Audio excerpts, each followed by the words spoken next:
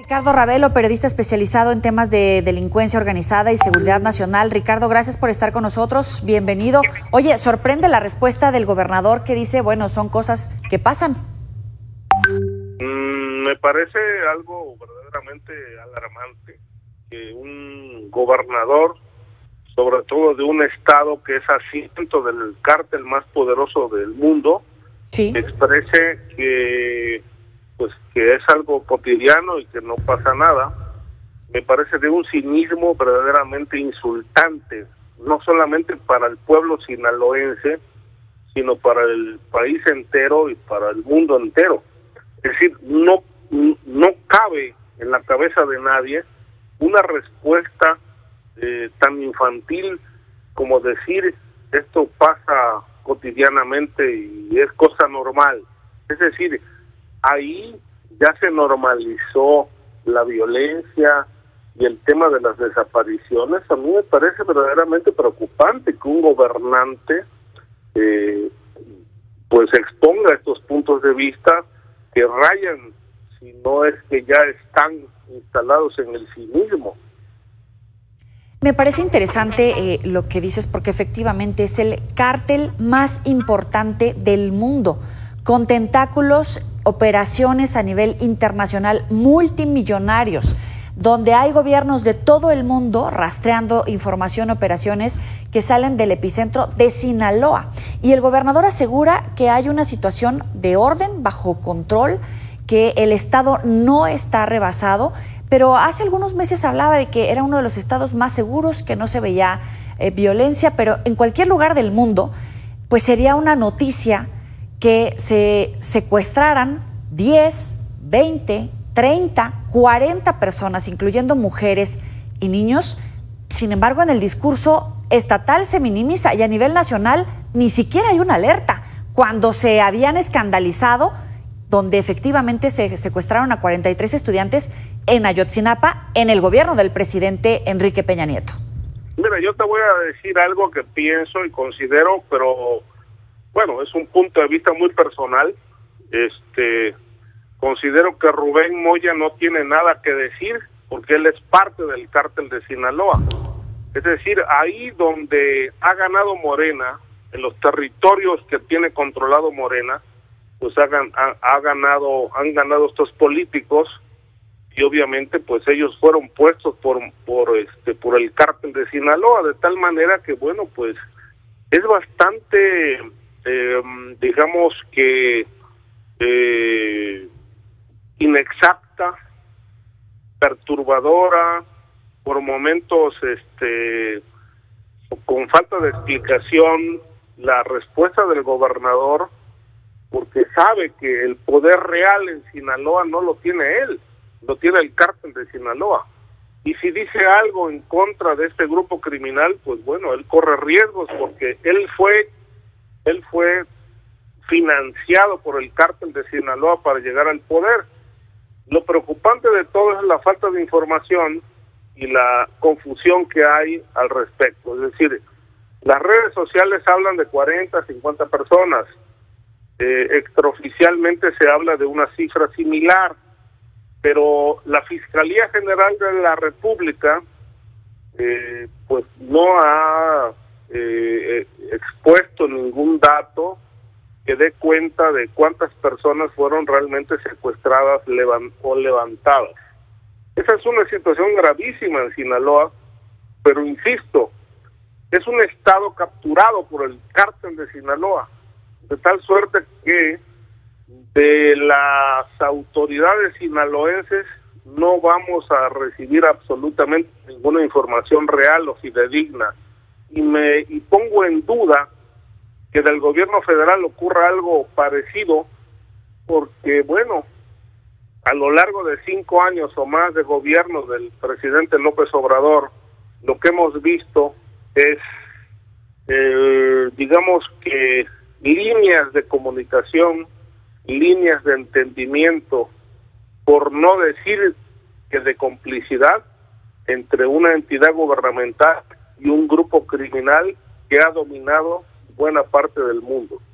Claro, y lo que dices, esta política de hacer un cerco de silencio, O sea, es increíble que en este momento se esté registrando esta información y que no haya una atención mayor en términos de seguridad al Estado. Se habla del despliegue de 600 elementos más, es decir, para los primeros minutos de mañana habría alrededor de 1,000 elementos de seguridad allá buscando a estas 15 o 50 personas, porque tampoco hay información confirmada. Sin embargo, parece que no pasa nada, ya se normalizó que en el discurso minimicen los hechos, que en los hechos no hagan nada, cuando estamos hablando muy seguramente también de niños o de civiles que por desgracia estaban incluso en la sala de su casa, porque con el discurso de es que pertenecen a bandas criminales o es tierra de narco, pues entonces el narco puede levantar a quien se le ocurra. Mira, según datos oficiales, a Sinaloa se le atribuyen más o menos entre 4 y 5 mil desaparecidos en la última década. De tal manera que esto que ocurre en Sinaloa, pues pareciera no nada sorprendente para el gobernador, sino algo cotidiano, pero desde un punto de vista de la legalidad, del Estado de Derecho, del régimen de la justicia, pues a mí me parece que estamos ante una mafiocracia construida por López Obrador, donde no pasa nada, donde desde las mañaneras todo, como dices tú, se reduce a lo menos, se argumentan o se cuentan historias de la Revolución Mexicana en lugar de rendir cuentas sobre el desastre de inseguridad que impera en el país. Y lo preocupante de todo es que los gobernadores, incluido este señor de Sinaloa, Moya, pues son parte del esquema mafiocrático que ha imperado, que se ha instaurado en el gobierno de López Obrador, y que pues todo lo que ocurre, corrupción, abuso de poder, saqueo del erario e inseguridad, incluidas matanzas, secuestros, masacres y lavado de dinero, entre otros delitos, pues todo se minimiza a nada. Es decir, esto lo único que confirma y vuelve a confirmar día a día es que en México se ha instaurado, pero yo creo que ya con muchas raíces profundas, una verdadera mafiocracia. Es el régimen del crimen organizado. ¿Qué tuvo que pasar para que hoy se registraran estos levantones masivos? ¿Efectivamente se podría enfocar o determinar como un hecho aislado entre grupos delincuenciales? No propiamente. Es decir, hay grupos delincuenciales y el poder político, yo no le veo ninguna diferencia, con todo respeto. Yo pienso que la clase política ya no es política, ya es criminal. Es decir, el crimen organizado está gobernando el país de tal suerte que, bueno, ellos tienen el poder de desaparecer a quien quieran, de matar a quien quieran y de fincarles responsabilidades sin razones legales a quien se les ocurra.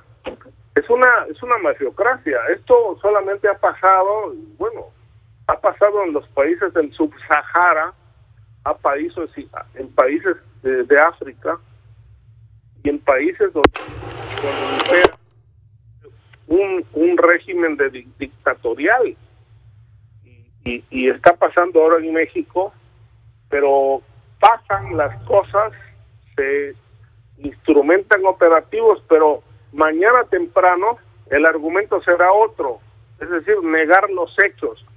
Esto es la mafiocracia, finalmente, lo que representa la 4T y el discurso de la demagogia priista, histórica, que hemos escuchado en los últimos 4 o 5 años o más.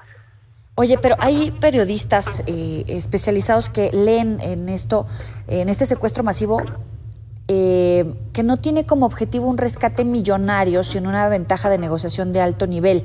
Y preguntan con quién quiere negociar. con otro grupo delincuencial o con el gobernador, un poco en el sentido que tú estás advirtiendo, que el gobernador quieren negociar con el gobierno, y son grupos, por ejemplo, mira, como la mayor parte de los estados del país ya están en manos de Morena y está Sinaloa en el poder criminal, pues obviamente hay otros grupos que quieren también cuartos de poder, y entonces se están presionando para que se lo cedan. Esa es una guerra, y no solamente es política, es criminal. Por eso la elección que viene va a ser muy importante. Es decir, ¿quién va a decidir la elección? A mí me parece que el gran elector va a ser el crimen organizado, porque es la continuidad del régimen de López Obrador, un priista no solamente demagogo, sino además presuntamente vinculado al crimen organizado de acuerdo con los informes que dispone la DEA. Aunque él lo niegue, porque él todo lo niega, pero no refuta datos, nada más rechaza las afirmaciones. Ricardo Ravelo, muchísimas gracias por atender al auditorio de Mega Noticias. Que tengas buena noche. Buenas noches.